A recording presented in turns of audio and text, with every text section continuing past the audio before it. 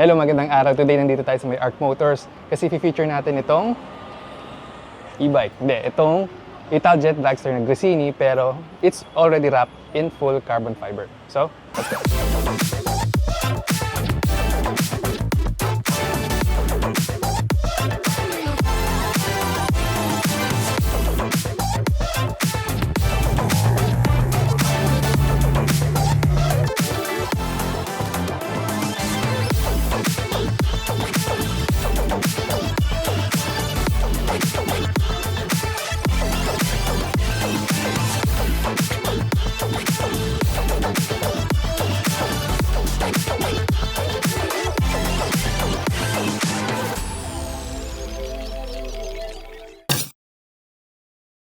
So this is the recent na race bike na inassemble ni ARC Motors. Ayan.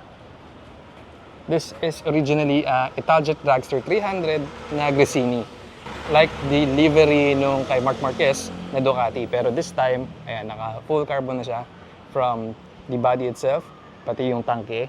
And then, yung kanyang other parts dito, tulad ng wing. Ito, carbon na rin yan. So let's have a walk around. So number 22 out of 75. Bukod doon, ang contrast ng carbon fiber niya ay yung mga CNC parts na specialized para sa Italjet Dragster 300. So, dito sa panggilid meron. So, itong swing arm, CNC na rin. Tapos yung sa other side, CNC din. And it has the Terminioni na exhaust. Yung kanyang mags, iba na rin. Yung kanyang tires is Diablo Rosso na scooter. And then you can see something unique dito sa mags niya. Hindi siya flat. So, igilid natin onte. Ayan. So, meron siyang convex. So, itong mga piece na to, ayan. This is by DBK. Kaya, kailangan pa orderin talaga. At saka, kulang daw ang isang set para sa isang buong dragster. So, kailangan nila ng dalawang set para ma-fill itong mga areas na to. From here, you can see na modified na rin yung makina. And then, yung intake, ganun kalala. So, pag umulan, kailangan ng onting remedyo. Additionally, this is a full carbon fuel tank. Hindi yan balot. Talagang carbon fiber siya. Tapos this one, you can see na in-extend nila yung pinaka-footboard. Meron din itong stabilizer. And then they added another one dito sa may bandang baba. Ayan. So papairam sa atin to ni ARC. So, let's go! Sabi, ingay.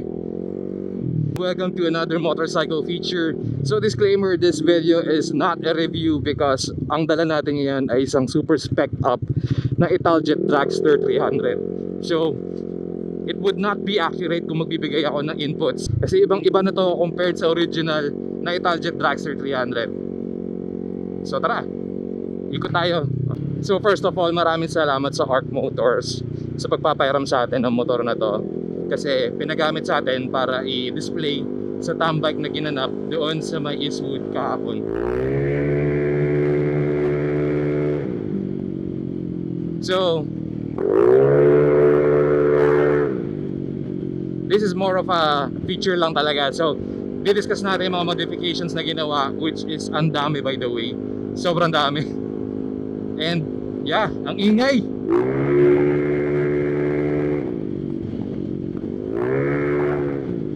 Gusto ko yung pumuputok. So, i-describe ko lang what is ARC Motors. Si ARC Motors is a shop specializing in Vespa, pero they are capable of doing Italjets, kahit Bergman, or kahit anong scooter, bigay mo sa kanila, they put a challenge to doing it, to making it your own. Grabe talaga itong motor to. The bike is sort of lighter kasi pinalitan nilang CNC, and then yung whole body nito is no longer the Gresini livery or yung kulay ng Gresini. So hindi na to alam Marc Marquez, but this is all now full carbon. What they did is for the ISS o dun sa harapang swing arm or independent swing arm system sa harapan is pinalitan na ng husto. CNC na rin yun. Tapos mas may clearance for leaning. Based sa findings ni ARC, yung stock na swing arm nito sa harapan sumasayat kapag naglilin ka na ng sobra-sobra.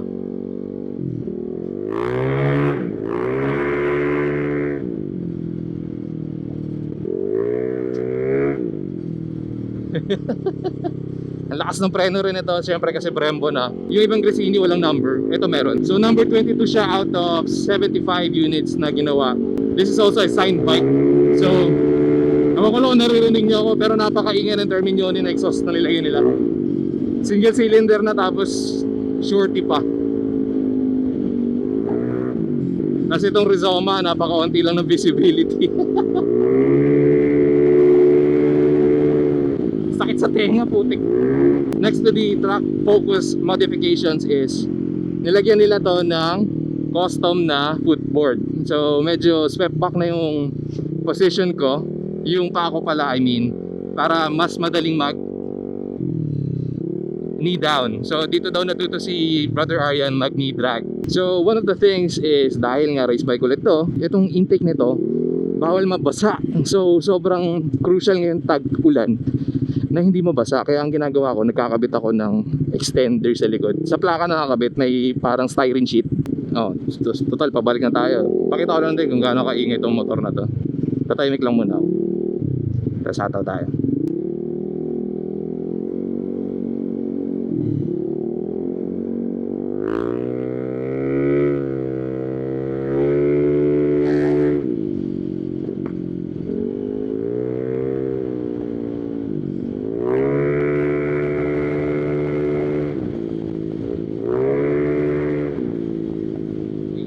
So going back to Italjet, they are in the same factory or they're from the same home base tulad ni Ferrari tsaka ni Lambo. So yung mga OG na Italjet ginagawa doon sa lugar na yun. Something about the ISS or Independent Swing Arms harapan, what it does is eliminates the handlebar vibrations. Well, not eliminate, reduce significantly. So napansin ko kahapon kahit sobrang ma-vibrate tong motor na to as is, inaano niya, parang binabalance out niya lang din. About the ergonomics pala, hindi ko nabanggit kanina, is medyo weird kasi dahil sa modified na footboard ni Arc Motors is super upright ako pero yung paa ko nasa bandang likod na. So isipin nyo para ako naka Ninja 1000 SX na may rear set. Parang ganun yung feeling. So upright yung upper half ng katawan ko and then aggressive na yung sa lower part ng body ko. Meron siyang lumbar support, so parang hindi siya nakakangalay. So may option naman din ako para ibalik lang yung akin pa kung saan yung original footboard is. But having this sort of legit na sport mode is good to know. It's good to have. And one more thing, yung mga switches nito, it's the same daw na ginagamit sa mga Ducati Panigale. Kasi ano ba to? I have no idea what Jet Prime nakalagay. And yeah, yung switches is very confusing kasi bagay walay up and down yung left and right na turn signals. Bakit daw ginawang black yung Gresini? Pero once you look at it closer, this is carbon fiber.